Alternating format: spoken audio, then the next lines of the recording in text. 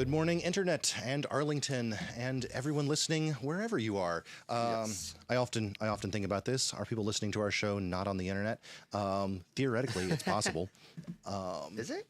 Theoretically, I don't know. We could be somebody could be rebroadcasting this over AM radio. Oh, or FM, yeah, I guess. We're not doing it, but it doesn't mean somebody's not doing it. So I mean, is that a missed opportunity? Should we be doing it? yeah, maybe we need to get on the AM radio.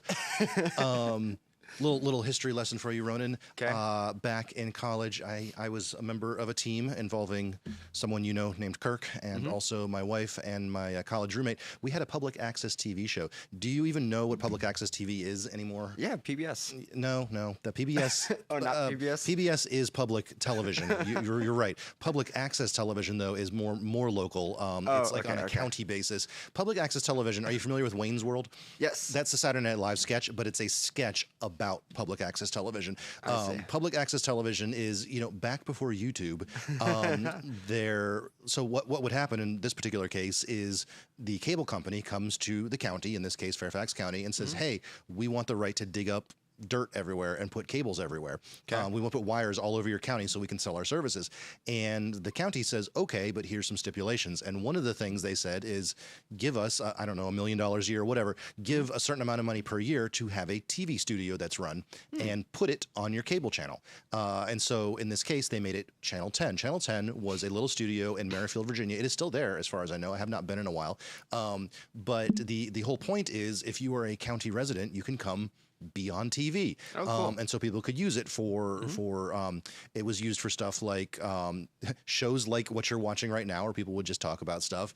People would have sports shows. People would have fishing shows. There was one guy, oh my goodness, I don't remember his name, but it was a late night call-in show about like the mysteries of the universe and like psychics and stuff. There's a lot of cool stuff on Channel 10, and then they would do classes and stuff. I took some classes there. I taught some classes there. You could go learn how to use Final Cut Pro and that kind of stuff. Nice. And over the years, they've expanded and grown. I think last time I was there, they have a big virtual green screen studio and, all kinds of cool stuff. And you can rent it as well. So Channel 10, kind of a cool little resource that back in the day was like the one way to get your voice out. Now YouTube's competing with that, but public access television, kind of an interesting concept. We did, if you were wondering, what our friends and I did, we did a comedy sketch show where we didn't do a show live like what we're doing right now. Right now, we're just going on Facebook. We're just talking.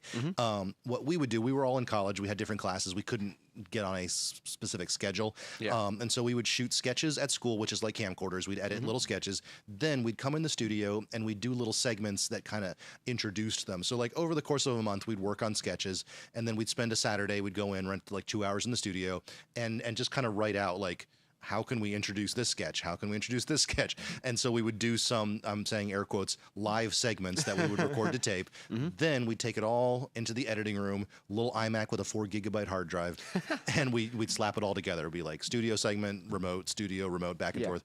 And I think we only ended up making about 8 episodes of this thing because it was very time consuming. Of course. But it aired, it aired multiple times on cable channel. And what's interesting here in Washington, D.C. is Channel 9 is the CBS station. And this was Channel 10. So even though it's kind of an obscure, who's watching this thing, if you're channel surfing, you get to Big Bang Theory or like Sports Channel, the very next one up is Channel 10.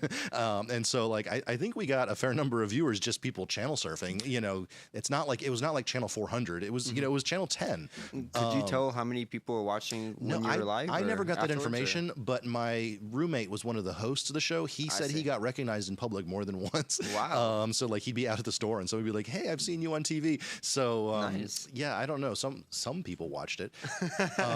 Whereas these days everything's got metrics. Back then it was more Nielsen ratings. People would write in the little logbook. So I think Channel 10 knew its ratings like in general. I don't know that they knew specific. Although you know what, they're being run by the cable channel, so they might have a better That is true. idea of which boxes are tuned in. I have no idea. I never asked. We that was never really the point. We were just like, yeah, we're doing dumb stuff on television, and it was fun. I will bring those episodes in and show them to you sometime. But just you, I don't know if the public at large needs to see them. They're if you know where to look, which you do not, and I'm not going to tell anyone, I think about 4 of the sketches have been put on YouTube somewhere on someone's channel. There's a couple of, it was called Coloring Outside the Lines was the name of our show, and it's... Well, now you just told everyone how to look. Well, I don't think that'll do it because we did not upload them as episodes called that. We would just, we would just call it whatever that sketch was. But I mean, by all means, if someone can find Coloring Outside the Lines on the internet, have fun. But it is, I believe, 8 half-hour episodes, and we've uploaded like, I don't know, 14 minutes. You know, we took a couple of our best sketches, threw them on the internet when YouTube was new, and I have not thought about it since. But anyway, that's what we did in our college days. You're doing better, Ronan. You got a much better studio. You are getting on Facebook and YouTube and LinkedIn channel, and you know, you potentially have millions of viewers here for us now. Potentially, yeah. I mean, I'm not looking at any metrics like I don't you. I don't think we have millions of viewers quite yet, but I do appreciate the viewers we do have. Yes. Anyway, how's your day been so far? I'm doing pretty good. I ask you in the morning, like much has happened. I guess the best I could hope for is you like, I had a flat tire on the way in. Well, I was gonna say it's just like when I walk upstairs on Monday. Here, let me cut to me. But no, it's just like when I walk upstairs on Mondays. That's when my mom is off, and she's already up and everything. My siblings are up already, getting ready for school, and she sees me walk upstairs, and she's like, "Oh, how are you doing?" I'm like, "I just woke up. Just got up." Like, yeah. I mean, worst case scenario, maybe you stubbed your toe. Yes. like not much could have happened. I just got up and I went upstairs. Like, that's good to start the day. I'm not sure what to say here. See, if you get asked that every day and you say, "Good so far," that's a great start to your day. I mean, that is true. Yeah. I know there's no like mystical meaning behind that, but if you start the day with a good attitude, it helps. Hey, yeah. Speaking of good attitudes, what article do you have for us today? So today is hopefully it's gonna be good. I think it's pretty funny. That's usually a good sign. Yeah. We will judge you. Okay. The real cheeseburger, Burger King. Okay, this is a foreign language here because those are not dollars. Yes. What are we looking at? So this is Vietnam, I believe. Okay. And they have come out with a product called the real cheeseburger. No meat. It's just 20 slices of cheese. Well, I got to do my obligatory Simpsons quote, 64 slices of American cheese. That does look like it might actually be 64 slices of cheese. So the article I was looking at, which this picture does a lot better, you know, advertising, marketing, they got to make it look a lot better. On the right is the real photo? I'm guessing, yeah, because you see this one. It does not look as enticing. First glance. Okay, 26 it's 20 slices of cheese, not 64. Yes. You would have to buy over 3 sandwiches to get 64 slices of cheese. At first glance, it looked gross. I will agree with you. I was like, what in the sweet bippity bop is that?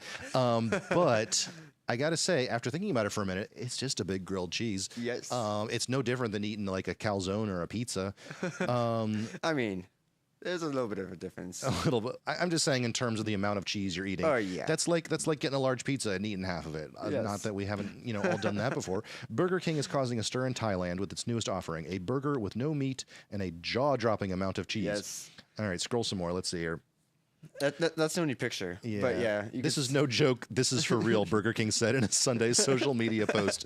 I like when you have to clarify that you're not joking. But no, you can see the price. It looks like it went from $3 1 American to $10.09. Oh, okay. So the price went up. I also like this quote. At one Burger King branch in Bangkok on Tuesday, a shift manager was overheard saying that the outlet had to stop taking delivery orders so they could have enough stock for walk-in diners. Okay, so when is this coming to America? Because this is an incredibly American thing being done in Thailand, of all places. Oh, no. As you can see some people that reviewed it. They said this is a bit too much. A bit too much. She loves cheese, but it's a bit too much. Yes. This is an insane amount of cheese to add onto one burger, if you can call it that. Too intense. I may not try it again. I like a few slices of cheese in my burger, but not this much. Yeah. Said a 26-year-old entrepreneur who sells skincare products online. I like that dichotomy of I'm selling skincare products, but I'm going to try this thing that's clearly going to destroy my body. Oh, I didn't even see that one. Yeah.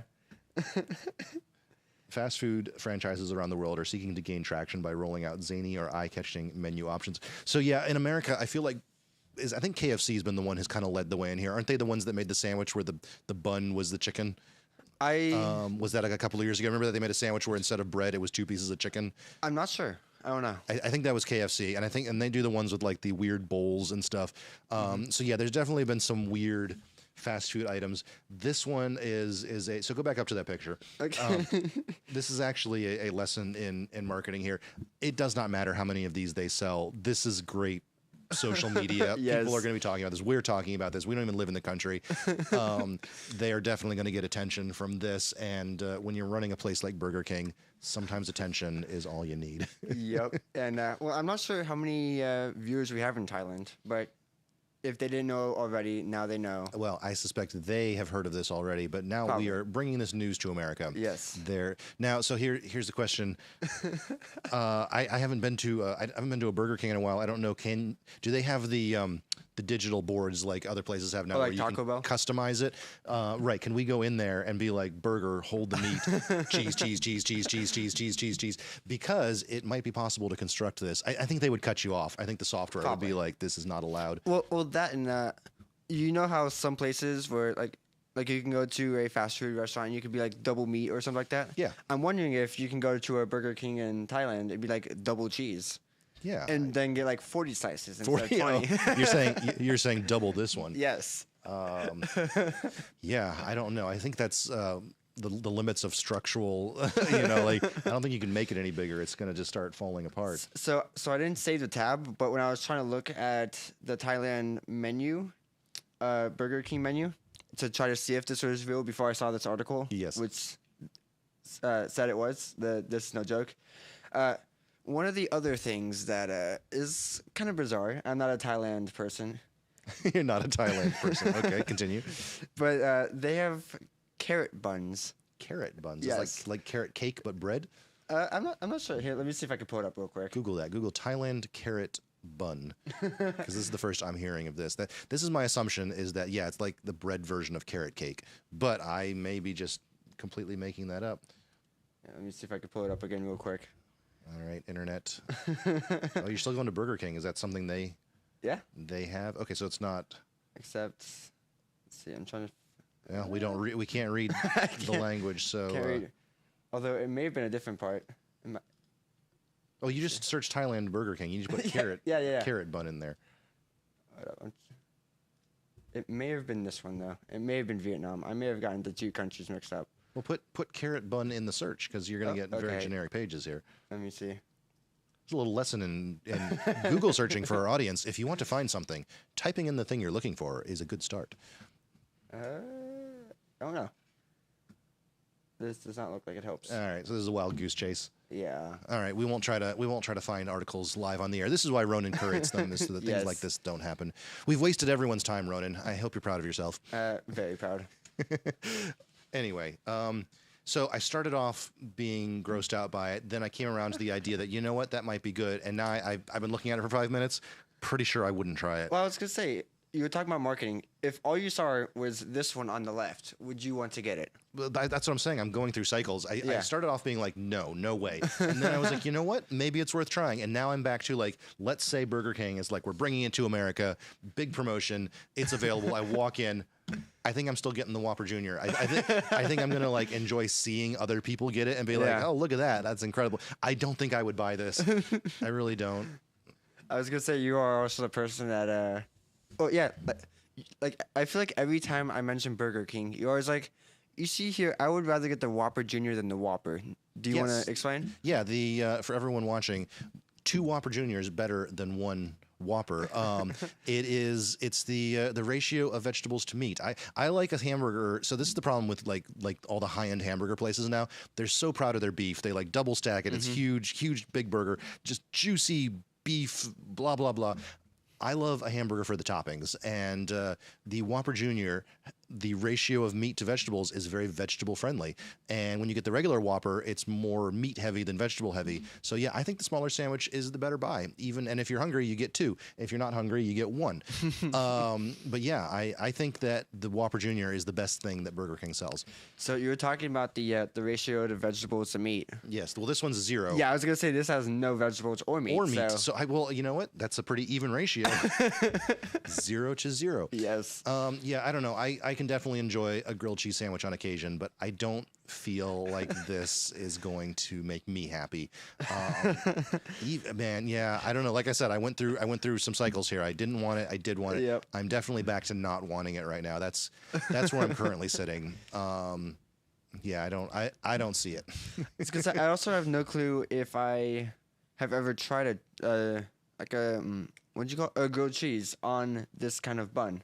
You know, that's also a good point. I was gonna say like a grilled cheese. I feel like very much depends on what type of bun you have. It needs to be sourdough. I mean, that's my Yes. that's my thing. A sourdough grilled cheese sandwich is incredible. Everything else pales in comparison, and I think that's where I'm going to fail on this too. Is a hamburger bun with a bunch of cheese is not all that interesting to me. Yeah. Sounds like in Thailand they're all going crazy for it. Although it also sounds like nobody's ordering a second one. So this may be a short-lived promotion. Once everybody tries one, they're done. Well, anyway, thank you for the visual. Look how that looks on the television here. Yep. We really gotta, Ronan, you need to skew towards articles that have big, bold colors. 'Cause Yes. it does look awesome. Well, I mean, to be fair, give you that is why I went for the picture and then the article.